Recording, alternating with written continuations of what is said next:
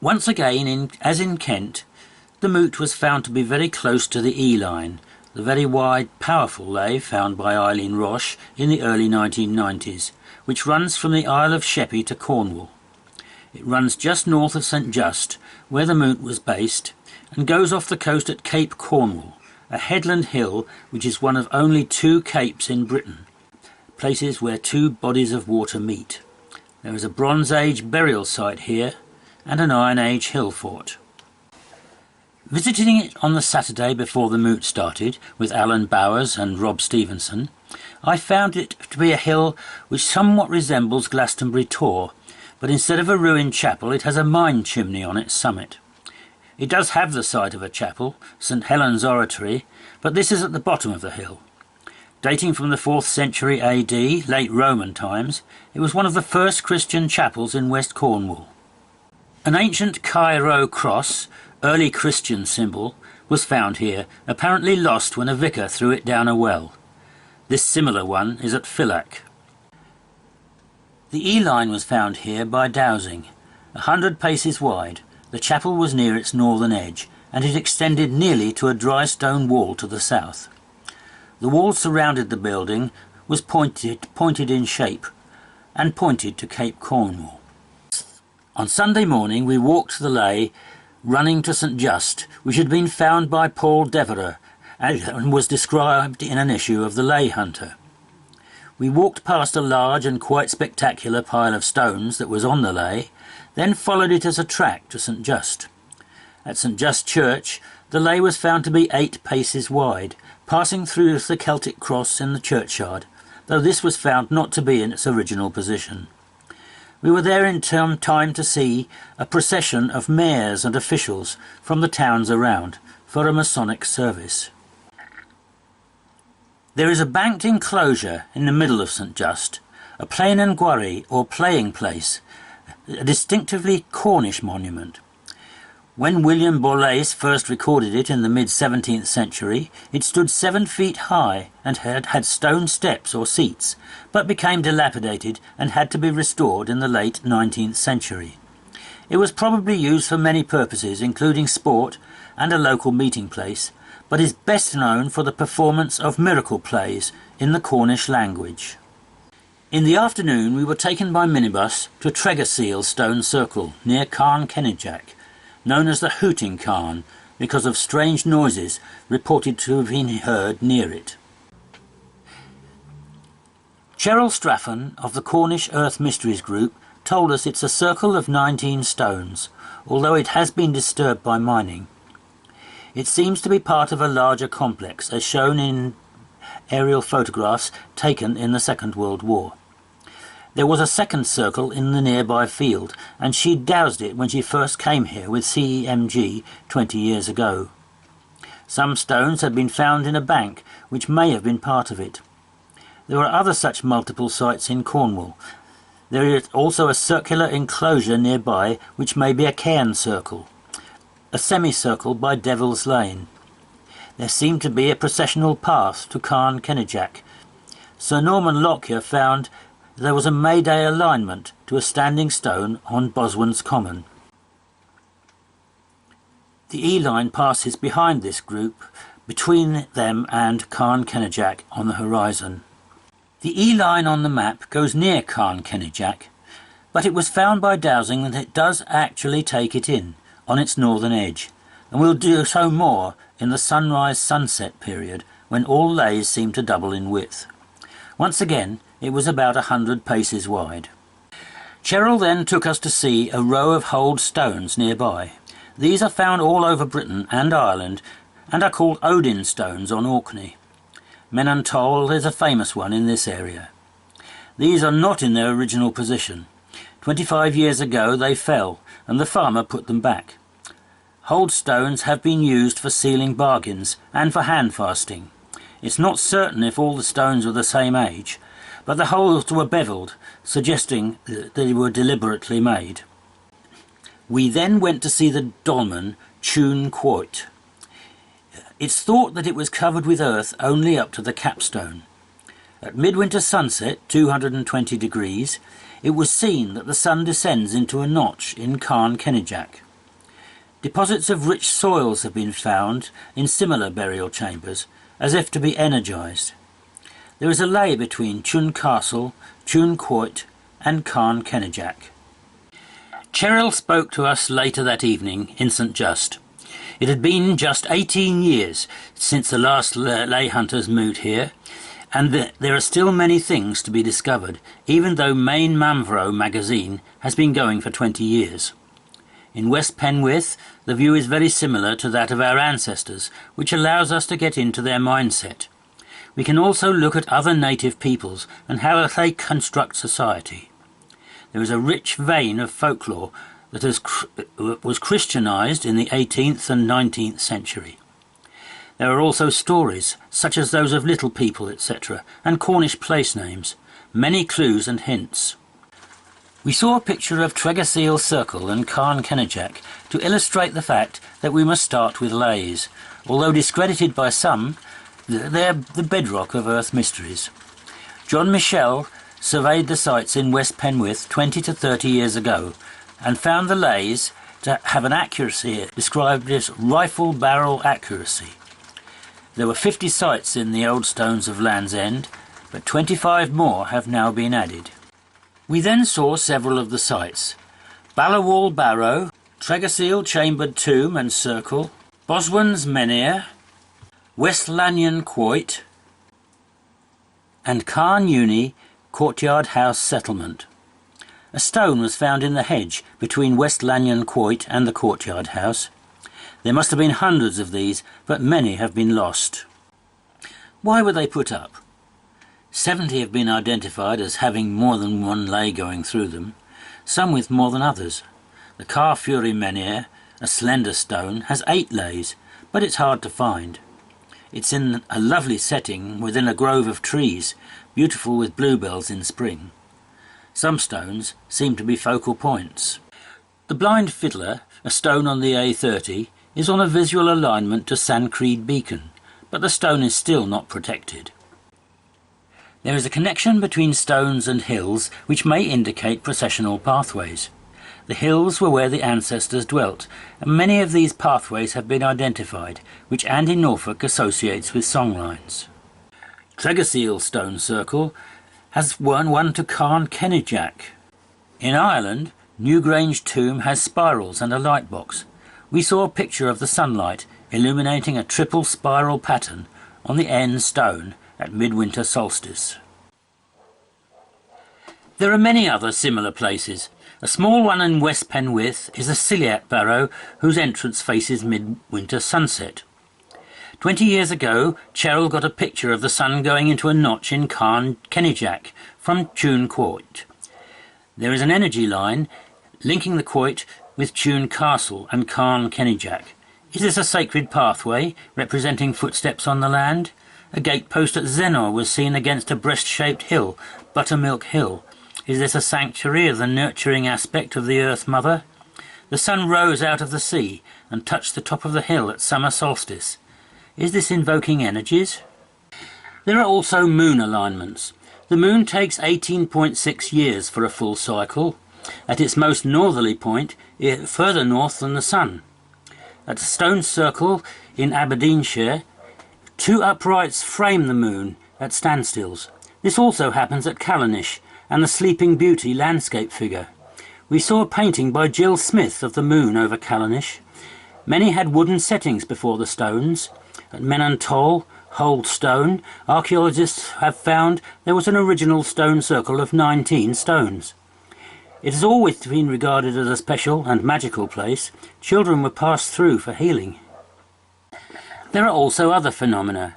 The Dragon Project, overseen by Paul Devereux, tested radiation levels at sites with a Geiger counter. Cornwall's granitic geology emits radiation. At Quoits it was 103% higher than the background, possibly because they're closed chambers. This may be connected with the use of the barrows to contact spirits.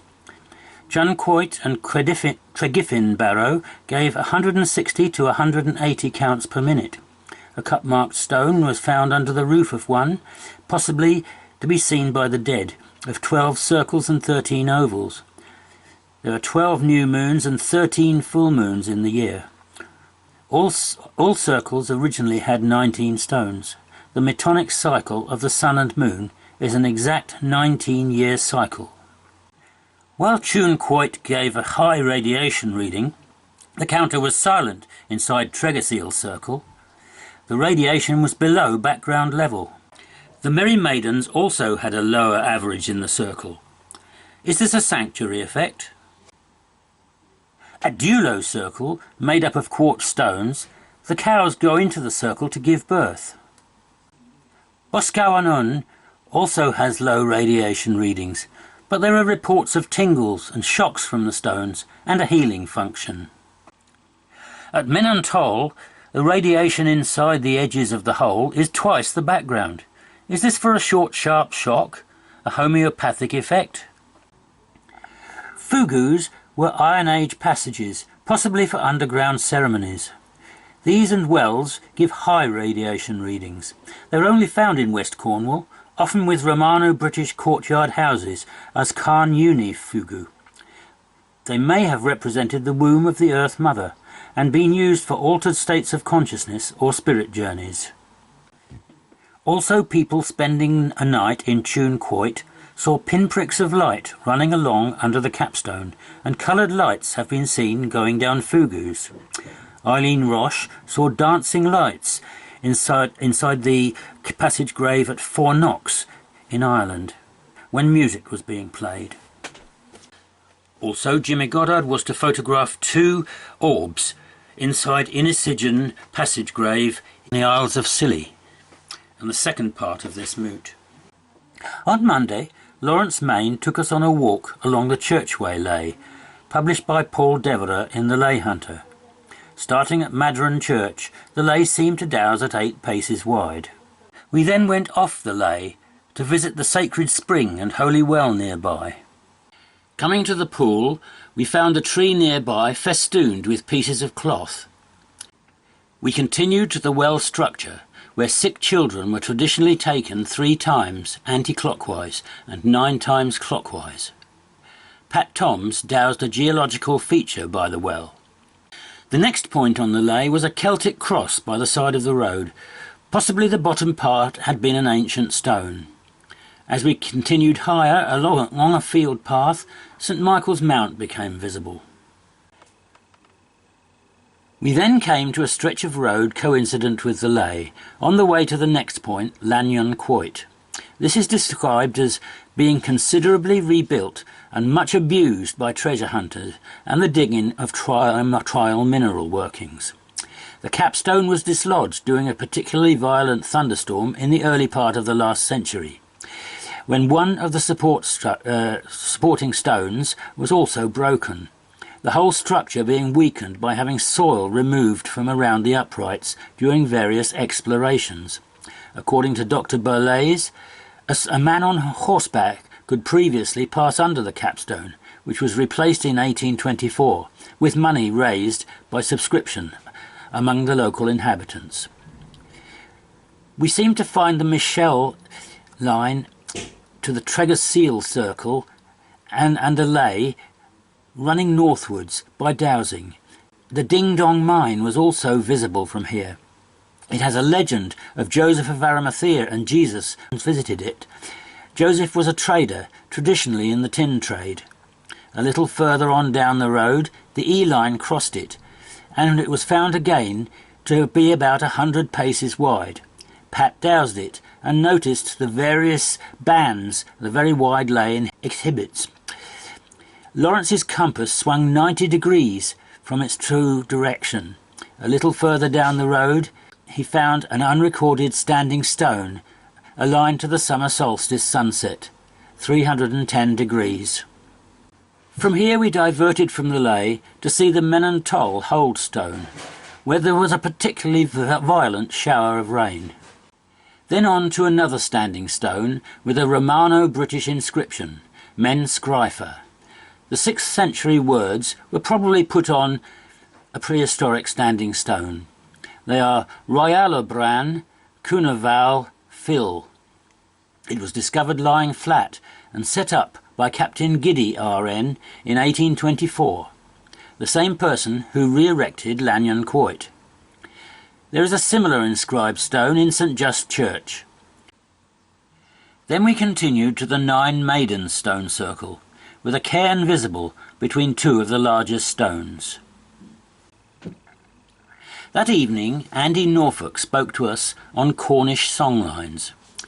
He's been looking for lays for many years, from the late 1960s in fact. Various things have intrigued him. There are still mysteries. One of these is the songlines, legends in the landscape in Australian Aborigine belief, and there seem to be Cornish parallels. There is a Cornish saying, "A man without language or legends has lost his land." The Aborigine ancestors sang their land into existence. Maybe some of the beings in the stories were mythological versions of the Aborigine people. There were giants and totemic beings who created the sacred marks, which became tracks. In Aborigine tradition, the dream time was not a past event, it was also something existing now. One of the divinities was a rainbow serpent, representing creative energy. The Aborigine culture has existed for 40,000 years. It's the oldest continuing society, but now it's struggling to survive. Some of their rock art could date from early in their history, as with the characters in their songline stories. There is no place without history. It's all part of sacred creation. Country is a proper noun, as if a person with personal attributes. It's a living entity and consciousness, but multidimensional. Thus there is sea country, land country, and sky country. Story is the land, that's the law, dreaming places. There are not just songs about creation, but also such things as where to find water and food. In other words, maps. They are also about trade in songs. Trade in things is subsidiary. There were sacred stones and gathering places, mystical and spiritual. They sang the visible world. They walked and sang continuously. In the dream time, the land was imbued with life power, which flows along dreaming tracks, and energy is withdrawn from the sites.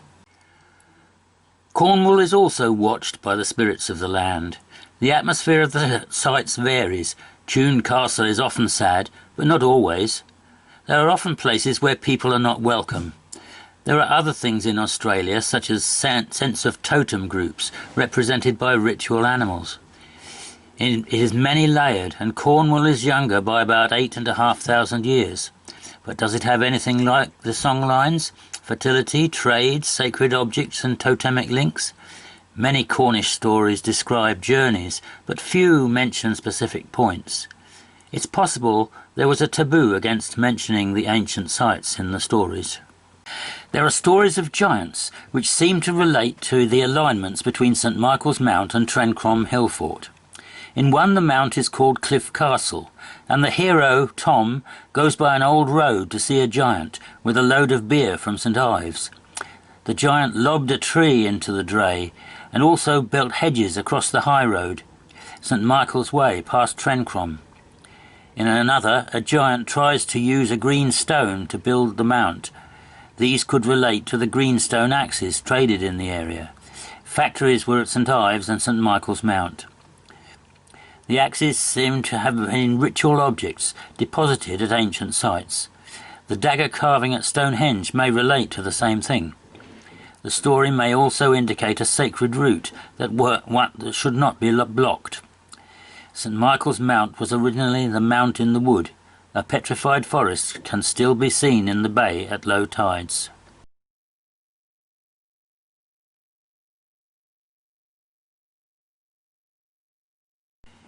The legend of the Fairy Master fits one of John Michell's alignments in the old stones of Land's End.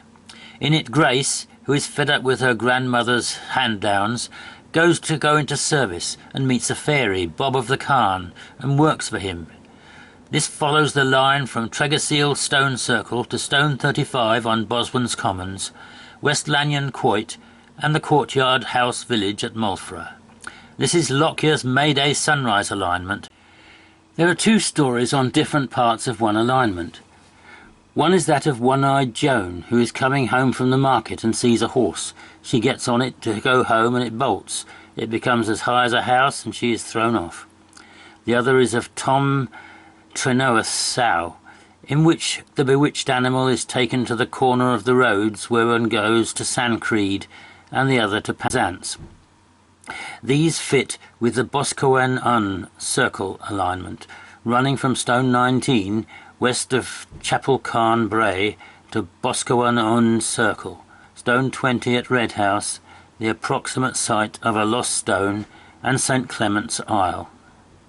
Stone 19 is also on another alignment, which matches the story of the changeling of Bray Veen, in which a woman whose baby is exchanged for a changeling travels between Bray Veen and Chapel Uni Holy Well.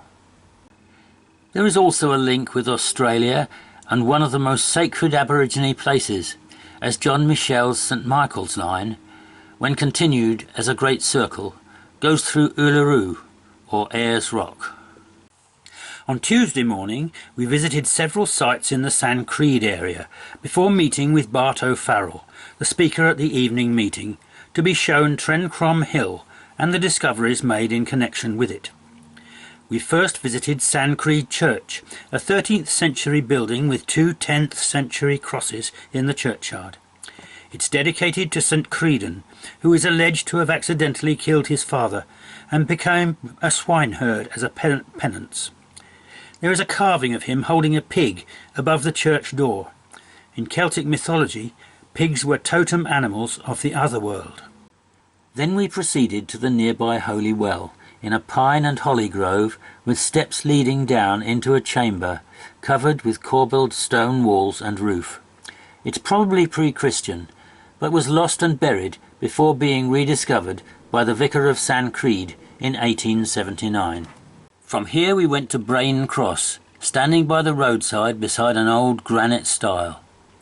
This could well be a Christianised standing stone. Then we crossed the ramparts of Carr Bran, Hillfort, before arriving at Carn Uni Courtyard House settlement, with one of the mysterious Cornish Iron Age structures, a fugu. Courtyard houses are unique to the southwest peninsula.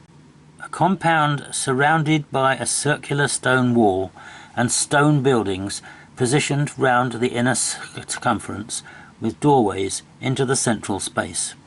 One of them has a special portal in the outer wall leading to the fugu, a subterranean two-ended passage.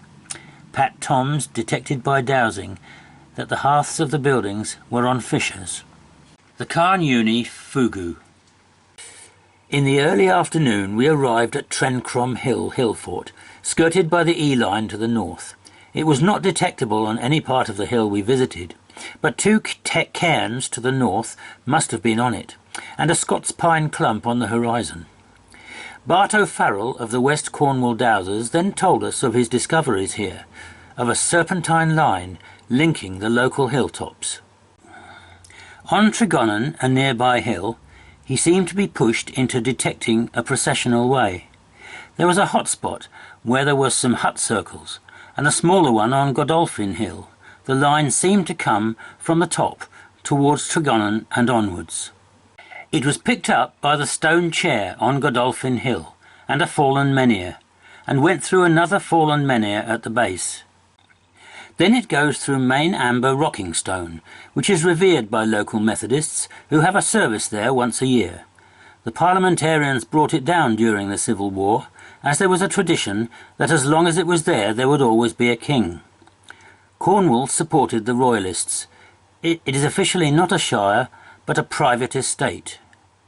The line then bent over Crowan Beacon, and went through Hangman's Rock, a passage grave and a tumulus, where there is knockout energy from all around. At Carn Bray there is a saddle with energy coming in.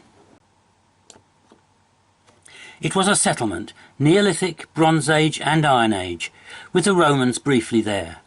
They lived in one area and the other was for spirituality.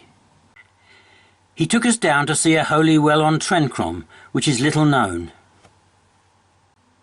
and finally showed us the Cornwall stone, an outcrop on Trencrom, uncannily like the outline of Cornwall. That evening he spoke to us again. He came to Cornwall 25 years ago, and his dowsing started at St Michael's Mount. The Athena and Apollo lines, the Michael and Mary lines, and 4 other lays meet right at the mount. The bay was originally covered in a wood, and it was called the Mount in the Wood. Now the wood has gone, replaced by sea. It's not his favourite spot. Then we saw his painting of standing stones and cromlechs. At the Nine Maidens, the mount echoes St Michael's Mount.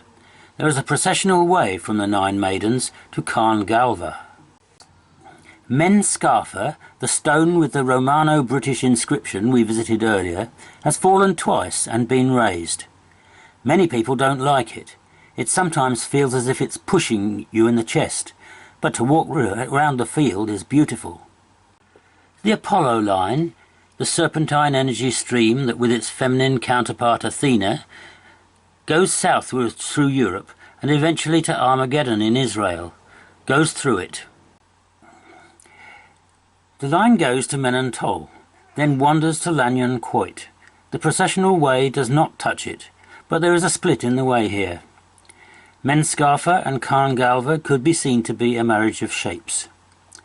Men-an-Tol is on an alignment to the Nine Maidens, but this is a false alignment. One of the stones has been moved.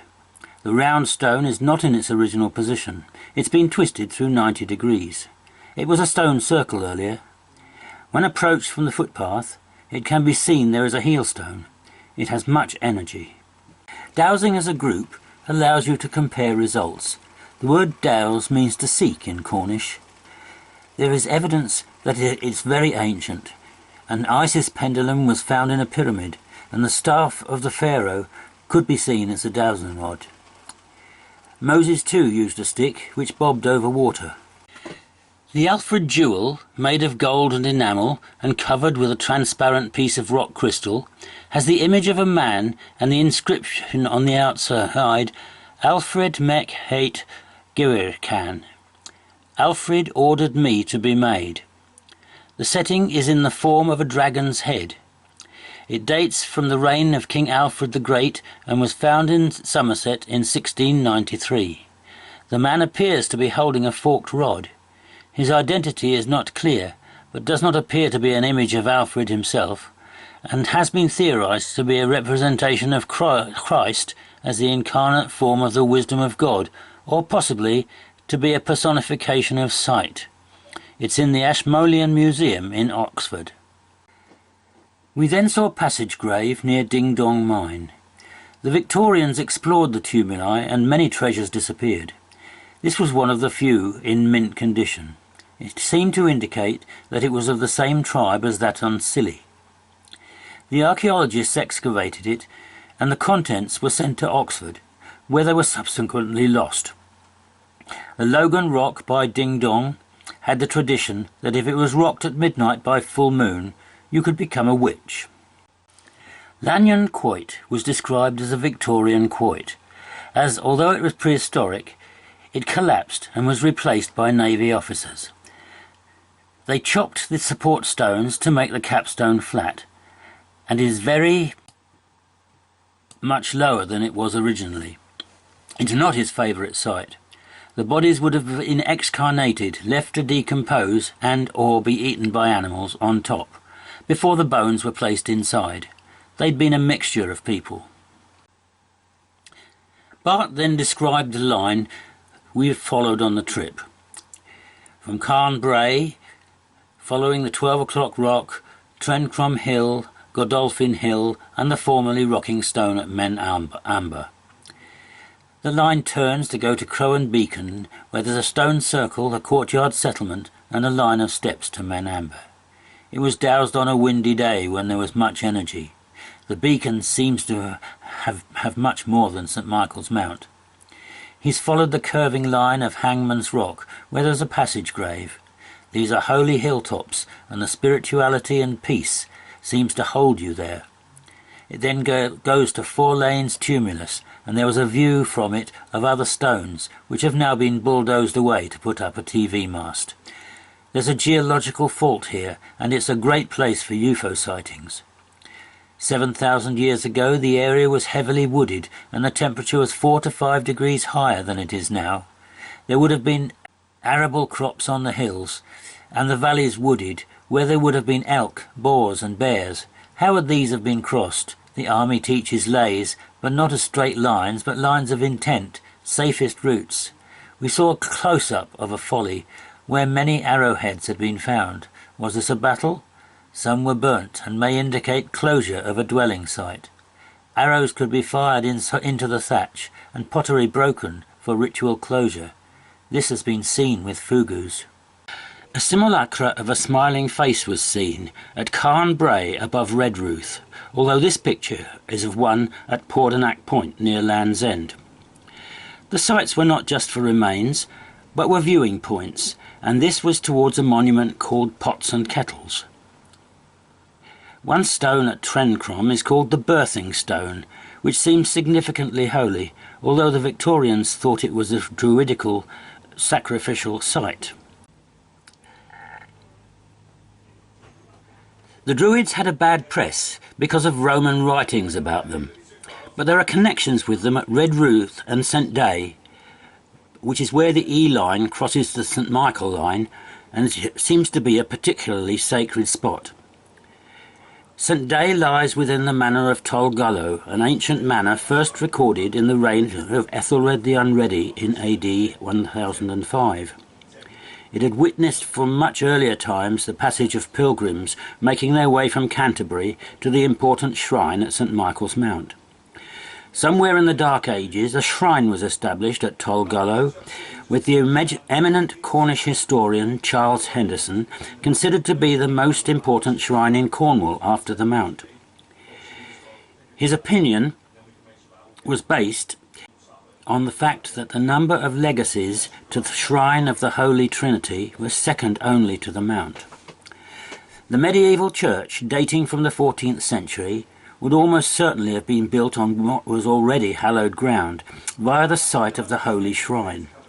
That site is identified precisely in Thomas Martin's map of Cornwall of 1748, where it's depicted with a tower. The church was abandoned following the Reformation, and the old tower, as it became known, was finally demolished in 1797. The place named St Day is first encountered in the mid-14th century, and the manor eventually becoming the manor of Tolgullo alias St Day. We then saw Dulo Stone Circle, which is made entirely of quartz stones. This forms another lunation triangle with Lundian Stonehenge, south of the one of John Michell and Robin Heath. The circle has a good feeling. When visiting it, he, as always, asked for permission to enter and to show the way in, and permission seemed to be denied. He walked outside towards St Buryan and found another stone with a vortex of energy. He feels he was meant to find it. John Michell said one of the stones had disappeared. Could it have been the one he found? A friend who fell asleep leaning on one of the stones felt drained afterwards. Carn Uni Fugu has a beehive hut opposite and is part of a courtyard settlement. There is a sense of peace here. There is a processional way to Chapel Carn Bray, a viewing point. When finished with, Fugu's Iron Age passageway structures were infilled from the front. Piskey Hall Fugu seems to have a protective energy line into the rear of it. Dowsing detected a ditch, and an oval of stones we found. A Bronze Age barrow connected into the Fugu. There are many theories as to the reason for Fugus. One could keep cheese in them, but not grain because of the rats and damp. It could be for ritualistic practices. The darkness and the creeps seem suitable for shamanic experience. There is a standing stone on the lizard, but no circle. There were tumuli in the field. In St Keverne Church, there is a 5th century Celtic Christian standing stone. Dowsing revealed a direct line which points up the church. The whole field will be dowsed to find what was there before.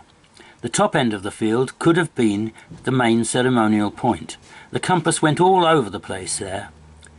Finally, we saw paintings of the Goonhilly Down stations, which have a very nasty atmosphere.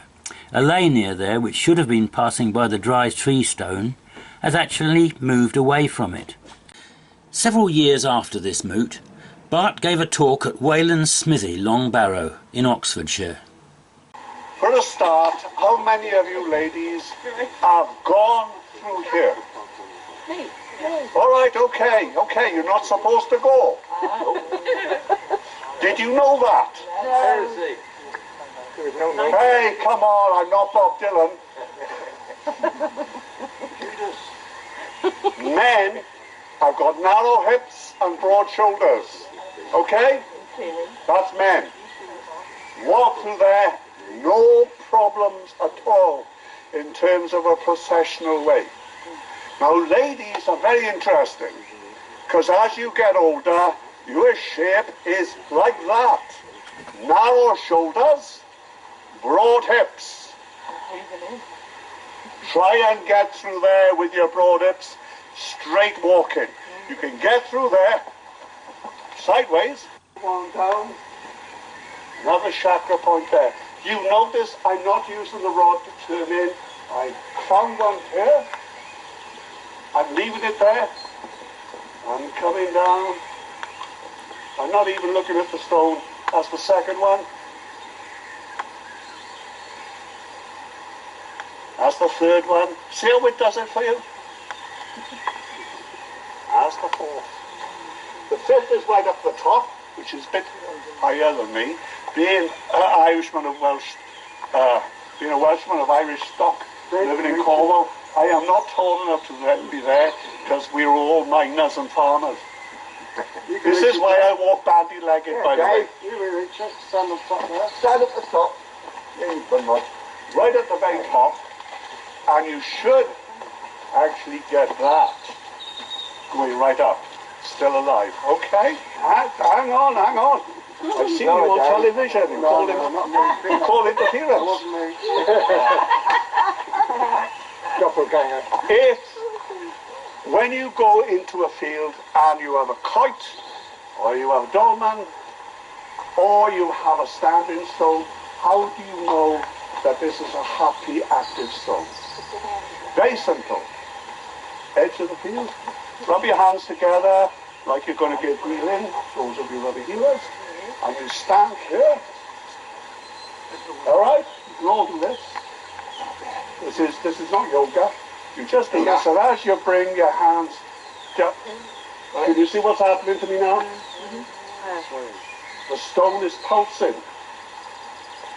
And I'm reacting to that pulse. Can you see that? You can do this too. And you bring your hands down. We are magnetometers. We can do it ourselves. All right? But when you get up there, and you can all do this, do what I'm going to do now.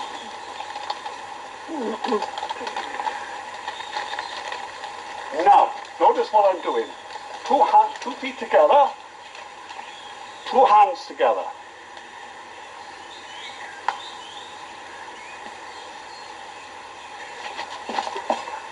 It's twisting me off. There's a spiral energy going completely up here, and by putting those hands together, I'm picking up that spiral energy and it's throwing me off. This will do it for the ladies, this will do it for the men. It's there. This is really interesting. You notice what I did the first time? I did that. This is a very strong stone. Cross my arms. And by doing that, I got the upward spiral energy. But it's a counteractive energy as well. By doing that, you can all try this, by the way. What I say is practical. You can put in use. 1, 2.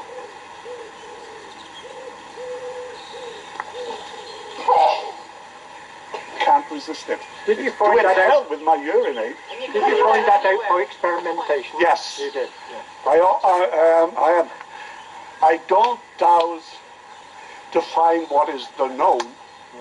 and then having found it, go yippee, off to the pub now for our meal. We had a great day. We found the Mary line, we found the Michael line, the Apollo line, what have you.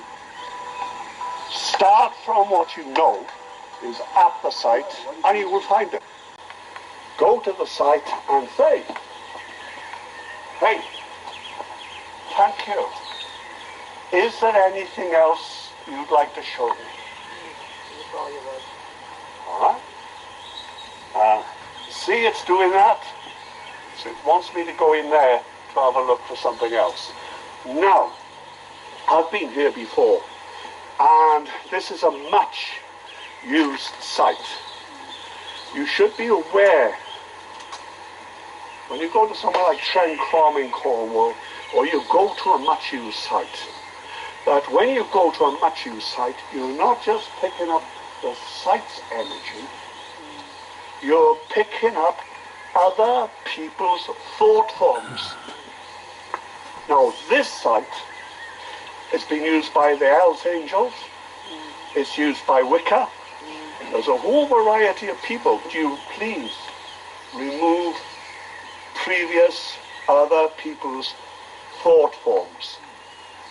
This is a very important thing to ask, because otherwise you're going to go in up there, and if last night the Hells Angels were here and they were doing, I don't know, hand fasting, an initiation, you're going to pick up that. And you're going to think this is Waylands Smithy. But no, it's the Hells Angels. So you need to ask, can you please remove previous thought forms?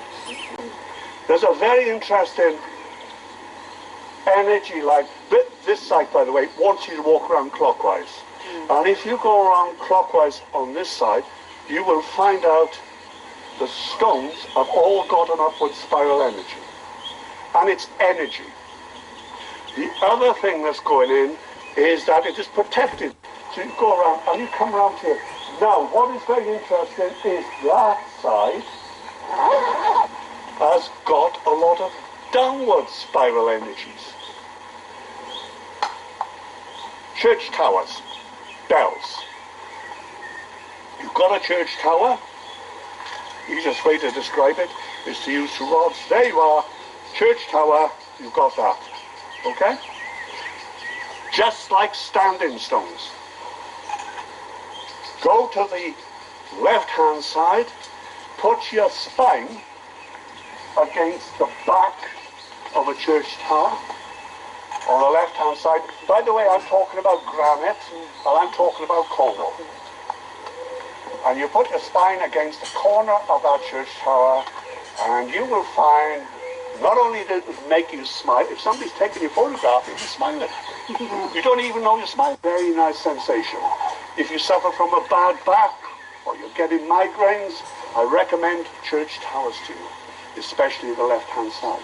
The other side gets pulled down. But go to the right-hand side, and we are talking about church bell towers now, and we are on the northern side, facing west.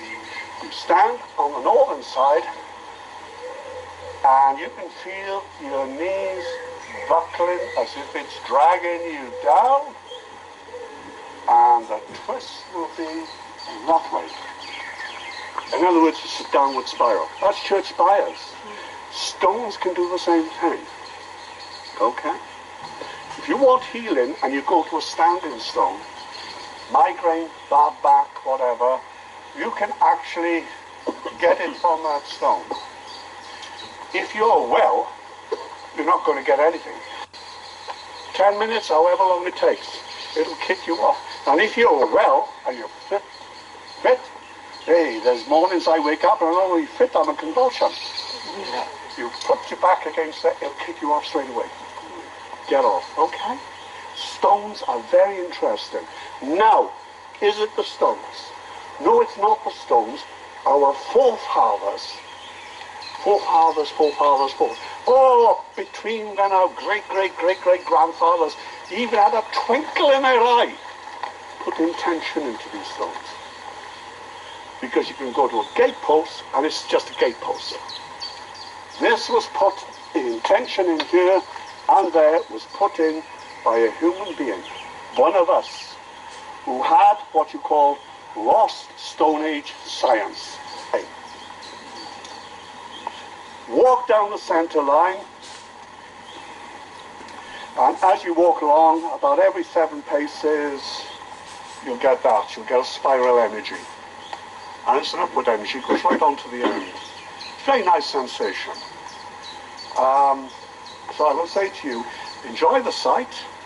Ask that previous thought forms please be removed to just get in the energy of the sight. Enjoy the stones.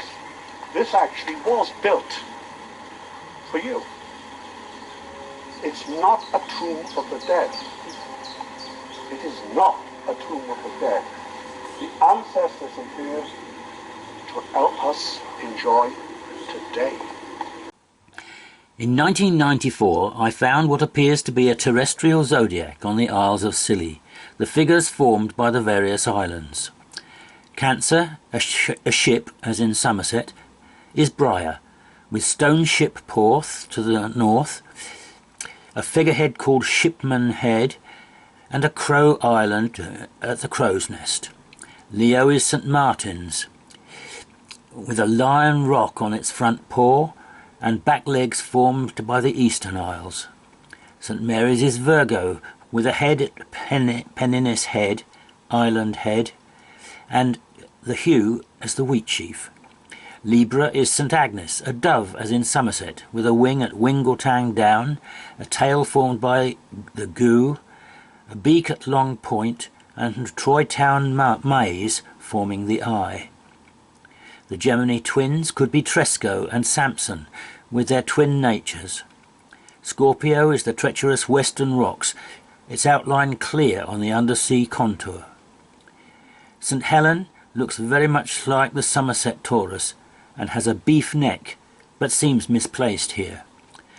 Full details of this are on the video The Scilly Zodiac on this channel. Following day, a small group of us set off on the Selonian 3 for the Isles of Scilly, where 3 of us camped at the garrison campsite on Virgo's Wheat Sheaf in the zodiac, while the other 2 stayed in the town. There were interesting features on the campsite, a circular earthwork in the field where we camped, and what seemed to be a granite standing stone in one of the hedges in the other camping field. On Thursday morning we took the boat to Tresco, its dual nature, tropical in the south, rugged in the north, giving it Gemini characteristics. We first visited the famous Abbey Gardens, which as well as its exotic plants has the ruins of the original 12th century abbey, as well as a number of other items brought from elsewhere. A 6th century inscribed stone was reused in the abbey as a threshold stone for the south doorway. There is also a hold stone, probably prehistoric, brought from Briar, and a Roman altar, the only one west of the Tamar, found in a well on St Mary's, as well as part of the original lighthouse on St Agnes. One presumably from farther afield was a carving representing old Father Thames, and a more modern sculpture depicts Gaia, the earth goddess. There seems to be a ley through the abbey. 2 entrance graves on Sampson Hill, Briar, align with it, first going through the monument to Augustus Smith on Tresco, then the abbey and a crossroads, then going through 2 tiny islands, Guther Island and Damaskene, before going through the northern part of Great Ganilli in the Eastern Isles, where there are cairns. On the way to the north end of the island, we saw what appeared to be a standing stone in a field. This is not marked on any map. Then we were in the rugged north and approaching King Charles's castle, actually built in the 16th century. Returning to St Mary's, we walked to Bant's Carn entrance grave, found to align with the May Day sunrise. As most of the others, it had a substantial screen stone at the end, which would be illuminated by the sun on that day.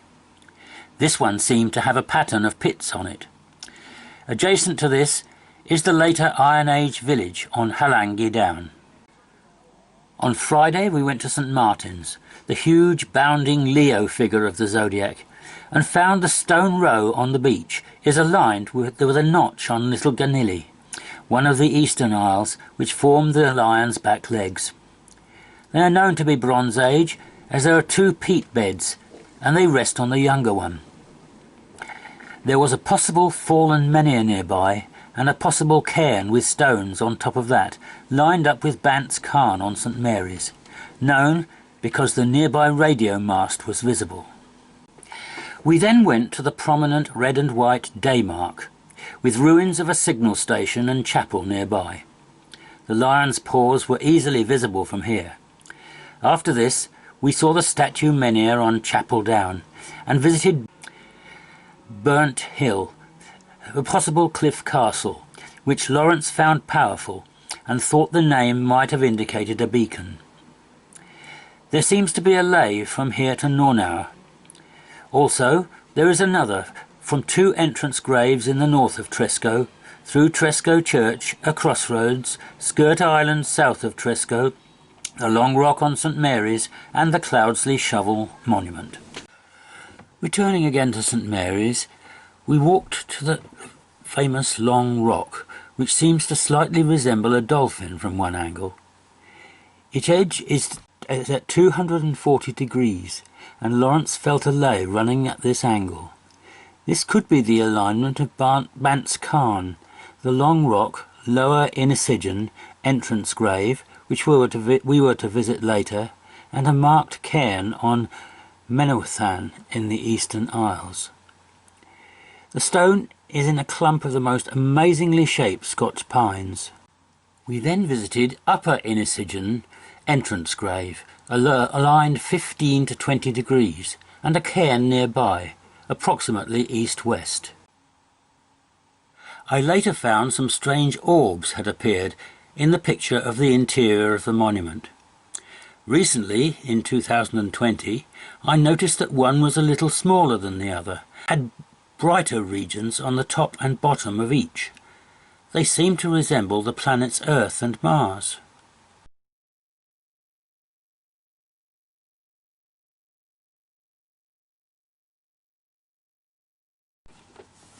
Saturday brought a trip to Briar, the Cancer figure, a ship as in the Somerset Zodiac. There were 2 entrance cairns aligned with the left end of North Hill, Sampson, and another chambered cairn aligned with a peak and the same place on Sampson.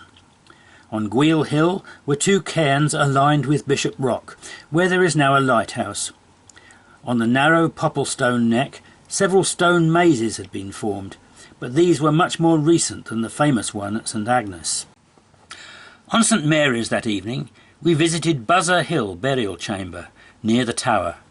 From here we could see the rock known as Castle Briar, framed in the nearer neck of Sampson. On Sunday we stayed on St Mary's in the morning, as we were to have an archaeological guided tour of the uninhabited island of Sampson in the afternoon. This turned out to be the worst weather we had on the trip. We first went to Harry's Walls with the nearby standing stone. Harry's Walls are an unfinished 16th century fort built in the reign of Edward VI. The stone is a Bronze Age menhir in its original position with traces of a surrounding cairn. It was secured in position in recent years. Continuing from here to Lower Innisidgen entrance grave, we found it to be pointing towards Cornwall. This is the direction of the alignment detected by Lawrence, mentioned earlier. But unfortunately, it's difficult to say where in Cornwall it goes, as I didn't have any maps giving the relationship of islands and mainland. Arriving at Sampson, very little could be seen of the other islands, as the weather closed in as we travelled there for an archaeological tour. Its twin hills are particularly rich in Bronze Age entrance graves, cairns and cists, and there are some post-medieval houses. The island was uninhabited from the Iron Age to the 17th century, when it was settled again.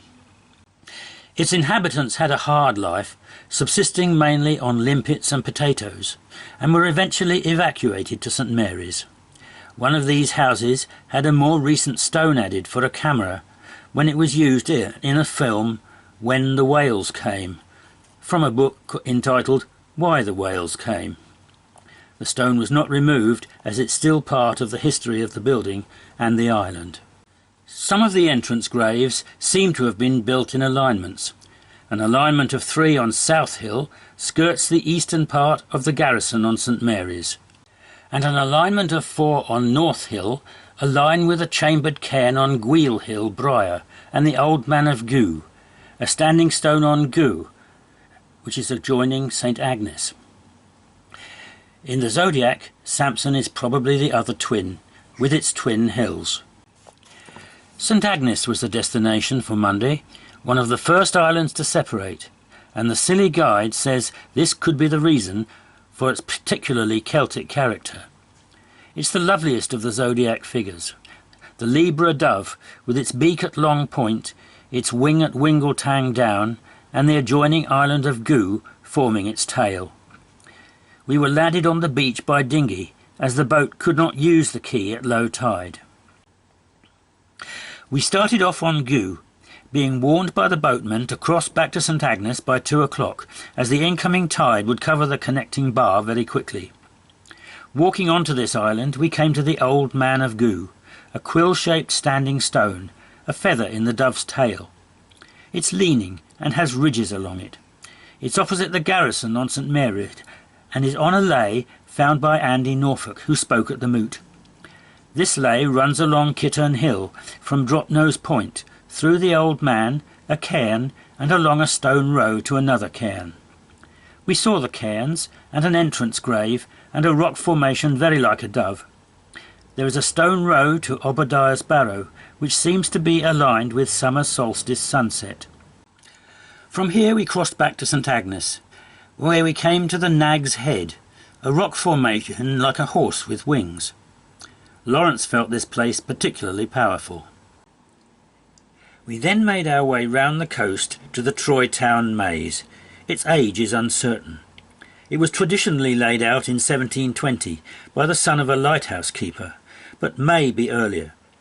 It's been restored in the 19th century and in 1988.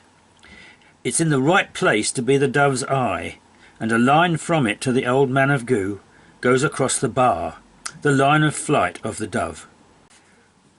We walked round to St Warner's Well, a holy well looking something like an entrance grave, with a peaceful atmosphere despite its rather sinister tradition. People would drop offerings in it to draw ships onto the rocks, at a time when wrecks provided welcome additional income for the islanders. We then crossed Wingletang Down with its many cairns, returning to the quay for the boat. On Tuesday we boarded the Calypso for St Helens and Tean, 2 uninhabited islands, and to view the rest of the Eastern Isles from the sea, particularly Nornau, which was a religious centre in Roman times, with a shrine where many goddess figures were found, as well as a large number of bronze objects. St Helens resembles quite closely the Taurus bull's head in the Glastonbury zodiac, but strangely it's the one figure that seems to be out of place. But it does seem to have a stretch of sea called Beef Neck to the south, and a golden ball brow under its horns. The name of St Helens is a corruption of Saint Elidius, a Celtic saint thought to have been a hermit here. There are the remains of an 8th century chapel, an 11th century church, and a round hermit's cell. We also landed on the neighbouring island of Tean, where there is also an early Christian chapel of St Theona and an entrance grave. After this we came close to Nornau, and were able to see the settlements there, which clearly went below the present sea level. On Wednesday morning I visited the Isles of Scilly Museum, where there is a display on the findings on Nornau, including one of the goddess figurines. These were made of fine white clay from the Allier region of France in the 2nd century AD, and are standard types found on Roman sites in France and Britain. They are of 2 female deities, a standing nude known as Pseudo-Venus, and a draped figure sitting in a basket chair who is shown suckling a child, the Dea Nuitrix. Only fragments of the second type were found on Nornau, but they represent several complete examples. I also walked into the old town and saw the old church, Scilly's oldest church, dating from the 11th century, overlooking the bay near the airport. Only the west end of the originally cruciform 11th century Norman church survives, but there is a Norman arch and pillar in the north wall. Victims of a number of shipwrecks are buried in the churchyard, as well as former Prime Minister Harold Wilson. The line from Buzzer Hill entrance grave that gives the view of Castle Briar through the neck of Sampson continued in the other direction to go through this church. Another comes from an unmarked centre in the sea to pass through it the Cloudsley Shovel Memorial and the great tomb on St Mary's. This tomb has two nearby alignments of entrance graves meeting at it. One goes to Toll's Island, the other to an unmarked centre on St Martin's.